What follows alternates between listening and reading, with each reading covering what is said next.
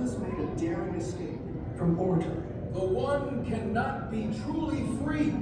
Beyond that moment, I understood. Abolitionist movement. He had this natural gift for communication. He was eloquent. He was charismatic. Would you have me argue that he of his own blood?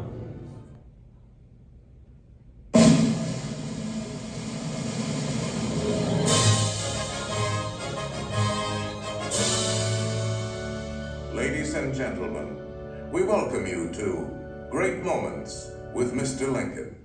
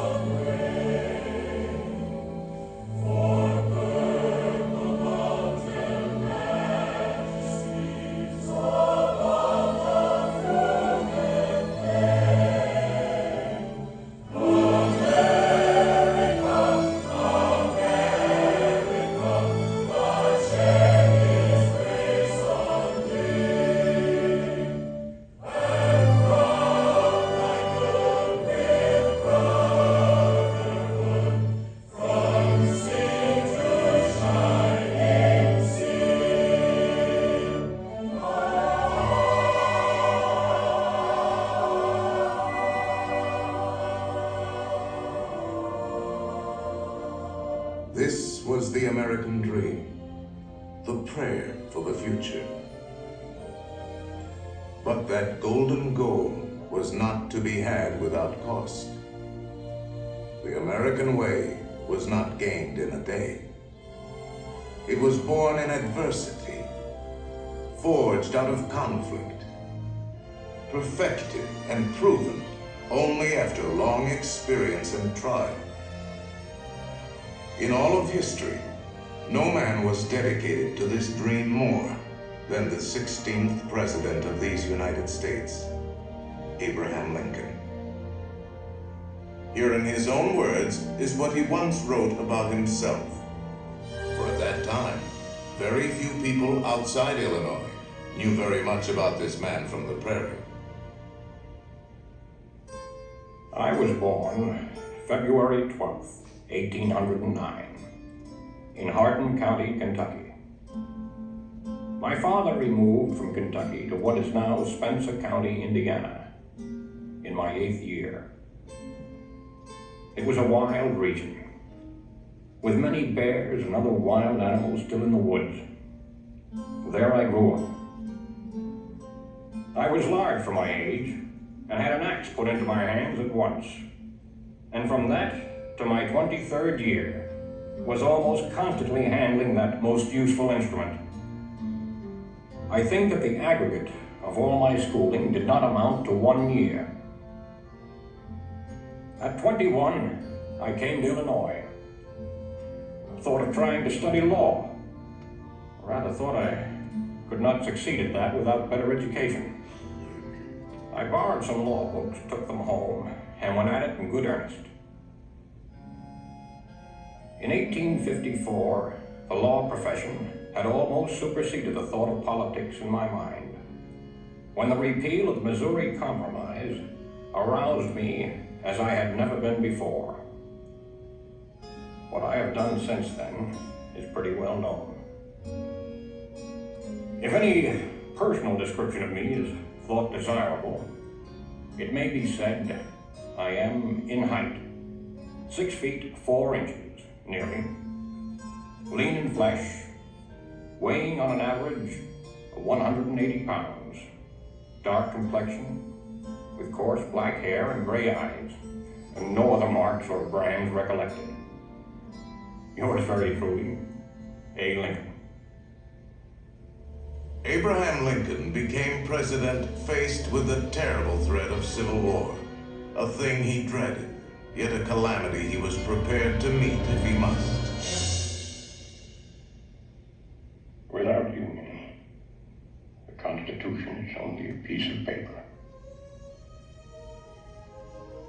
I know there is a God, and that he hates injustice and slavery.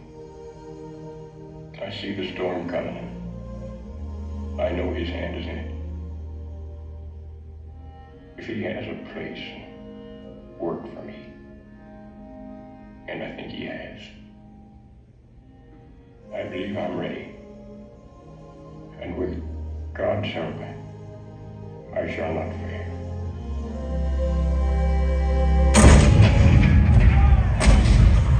April 12, 1861, Fort Sumter. The cannon spoke for war. Civil War, violent, devastating.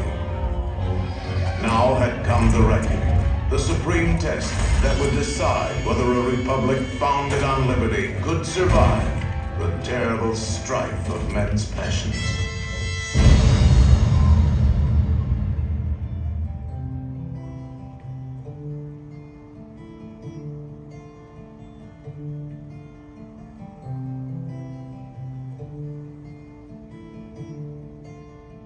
Two brothers on their way, two brothers on their way, two brothers on their way, one wore blue and one wore gray. One wore blue and one wore gray, as they marched along their way. The fife and drum began to play, all on a beautiful morning.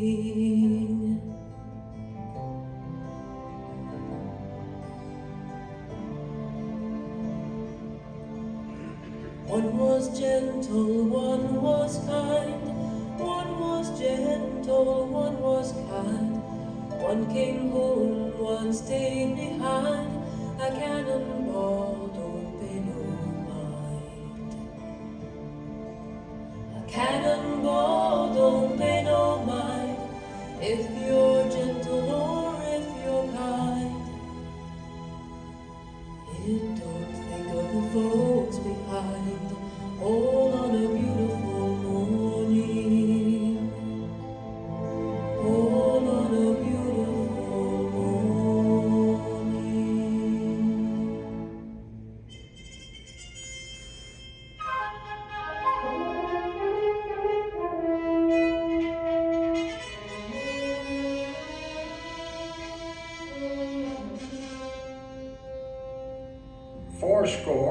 87 years ago, our fathers brought forth on this continent a new nation, conceived in liberty and dedicated to the proposition that all men are created equal. Now we are engaged in a great civil war, testing whether that nation, or any nation so conceived and so dedicated, can long endure. 10 brief sentences, so simple, so direct. Abraham Lincoln had not expected his words to live beyond their temporary moment, but time and history would dictate otherwise. And so today, his Gettysburg Address is immortal, a rich and treasured part of our country's heritage.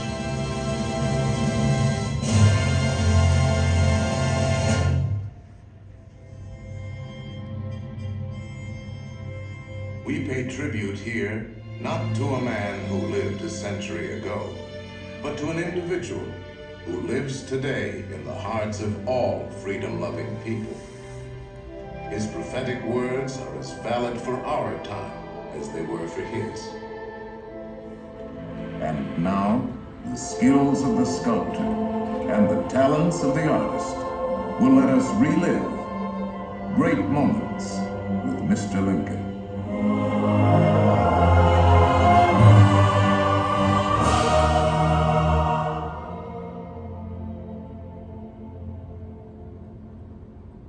The world has never had a good definition of the word liberty.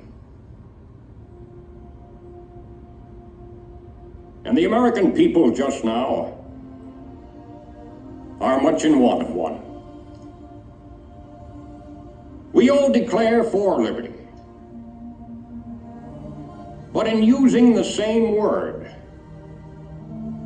we do not all mean the same thing. What constitutes the bulwark of our liberty and independence? It is not our frowning battlements, our bristling seacoasts. These are not our reliance against tyranny. Our reliance is in the love of liberty, which God has planted in our bosoms. Our defense is in the preservation of the spirit which prizes liberty as the heritage of all men, in all lands, everywhere. Destroy this spirit, and you have planted the seeds of despotism around your own doors.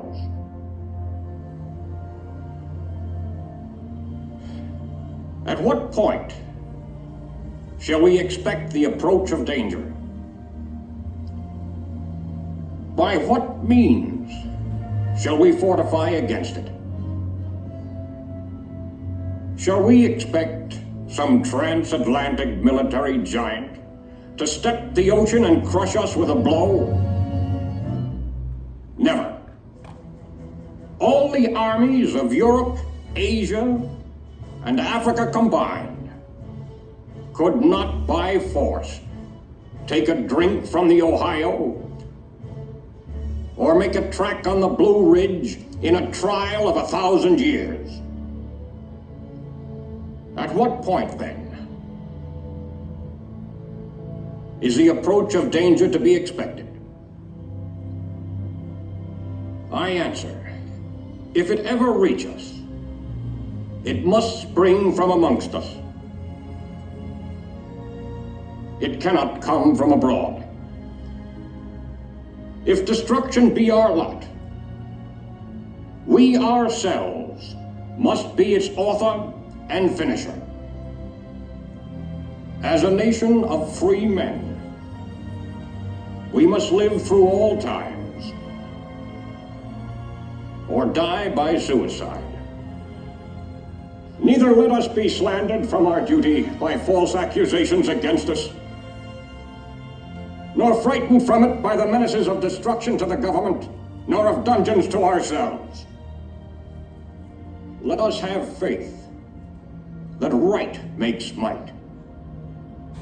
And in that faith, let us to the end dare to do our duty as we understand it.